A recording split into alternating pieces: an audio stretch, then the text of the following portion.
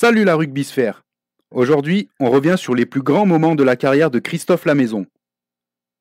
La légendaire victoire en demi-finale de la Coupe du Monde 1999 l'a propulsé au rang de titou national.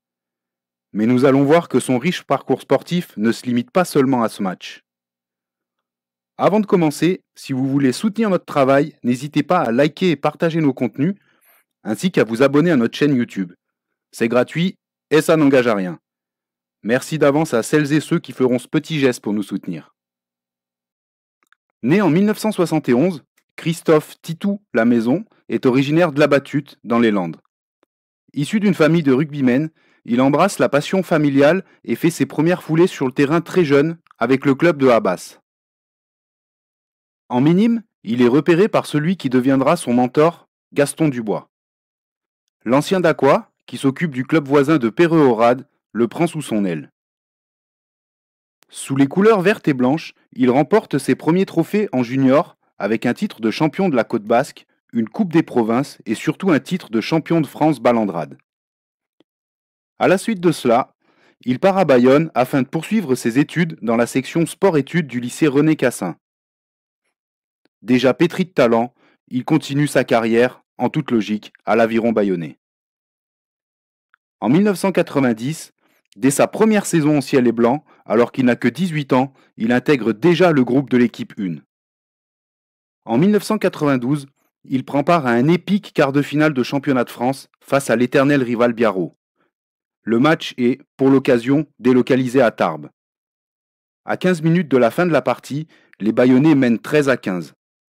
Malheureusement pour eux, c'est le Biarrot Franck Corion qui brille. Il s'illustre en claquant un drop de plus de 50 mètres qui donnera la victoire à ceux de la côte à quelques minutes de la fin du match. En 1995, un nouveau duel fratricide oppose les deux clubs basques dans la plus pure dramaturgie que le rugby sait nous offrir. Les deux formations s'affrontent, cette fois, pour rester dans l'élite. Christophe Lamaison, dont les qualités de buteur ont pleinement émergé, passe la pénalité de la gagne à la 73e minute et envoie ses voisins Biarrot en 2e division. À l'issue de la saison suivante, l'Aviron bayonnais descend en 2e division.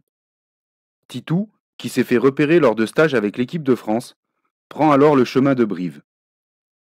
Le monde du rugby, qui est en train de se professionnaliser, est en pleine effervescence. Le CA Brive en est l'un des symboles et possède un ambitieux projet. Selon Christophe, signer avec les Blancs et Noirs est l'une des meilleures décisions de sa vie. En effet, alors qu'il est âgé de 25 ans, sa carrière va littéralement exploser. Dans la foulée de son arrivée en Corrèze, il connaît sa première sélection en bleu le 30 novembre 1996 face à l'Afrique du Sud. Moins de 2 mois plus tard, le 25 janvier 1997, les Brivistes remportent la finale de la Henken Cup, la grande coupe d'Europe, face à l'Ester. Aligné au centre, Titou n'est certes pas très en réussite face au but, mais sera tout de même l'une des chevilles ouvrières de la conquête du titre.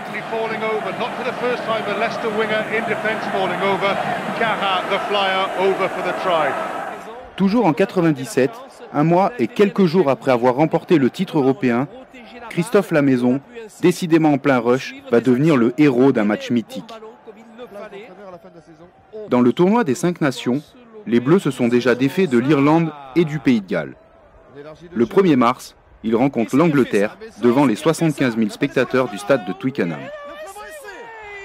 Alors que les Anglais mènent 20-6 à la 60e minute, Titou prend à son compte la rébellion. Il inscrit à lui seul 12 points en 20 minutes et sera à l'origine de l'essai de Laurent Le Flamand. La France inverse ainsi le cours du match et l'emporte 23-20. La fête aura lieu 2 semaines plus tard, au Stade de France, où les Bleus battent l'Écosse. C'est le 5e grand chelem remporté par le 15 de France et le premier pour Christophe Lamaison. En marquant 4 essais, elle réussit l'exploit que l'on attendait d'elle et elle va maintenant sans doute unie saluer le public du Parc des Princes car c'est la première fois dans l'histoire qu'une équipe de France signe un grand chelem à domicile. En 1998, l'histoire semble vouloir se répéter. Le 31 janvier, Brive, avec Christophe, affronte Bath en finale de la Coupe d'Europe. Mais cette fois, ce sont les Anglais qui triomphent. Malheureusement pour les Noirs et Blancs, Arbizou ne parvient pas à passer sa tentative de drop à la dernière minute de jeu. Les Bleus voient cependant toujours la vie en rose, et le 4 avril 1998, ils réalisent un deuxième grand chelem consécutif en humiliant les Gallois 51-0. Titou Lamaison finira meilleur marqueur du tournoi avec 39 points inscrits. La Coupe du Monde 1999 se profile et c'est un groupe français en proie au doute qui aborde la compétition. L'équipe a été remaniée et les coachs n'alignent plus Christophe Lamaison au centre. Celui-ci s'oriente alors vers le poste d'ouvreur, mais il est barré par Hugo Mola et Thomas Castaignède. Remplaçant face au Canada, Titou, revanchard, travaille fort pour revenir. Il va profiter d'un énième remaniement, déplaçant Mola à l'arrière et de la blessure de Thomas Castaignède pour prendre la place de titulaire en 10.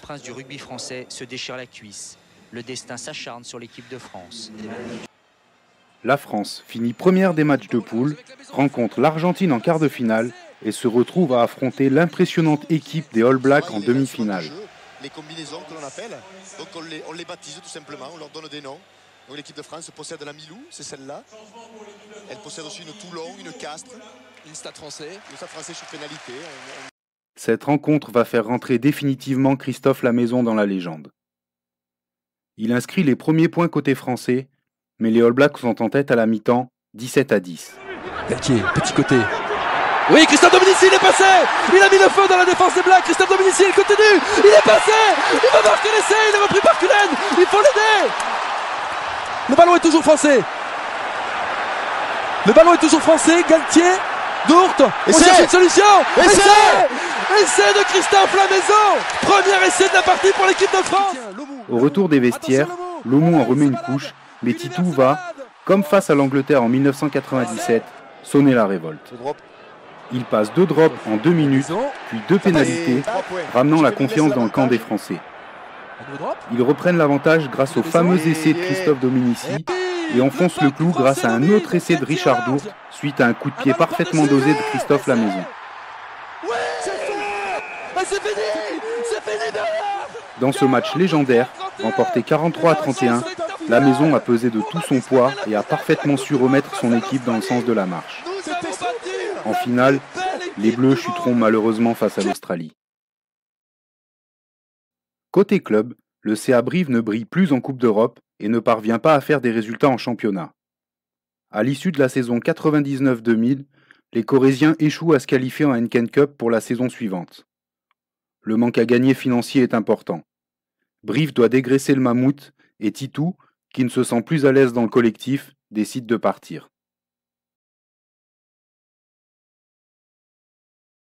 Un temps annoncé du côté de Biarritz, il se laisse finalement convaincre par l'ambitieux projet initié par Pierre Monlor au SU Agen. Le 17 mars 2001, face au Pays de Galles, Christophe Lamaison remplace Gérald Merceron dans ce qui sera son ultime sélection. L'encadrement a changé et il ne rentre pas dans les plans de Bernard Laporte. Titou n'en garde aucune rancœur, bien au contraire. Il se sent pleinement accompli par son parcours international. C'est un exploit historique que viennent de réaliser les Gallois cet après-midi au Stade de France. Côté français, en Lot-et-Garonne, l'amalgame entre tous les talents se fait. En 2002, le SU Agen dispute une finale de championnat de France qui sera perdue au bout du suspense dans les prolongations face au Biarritz Olympique.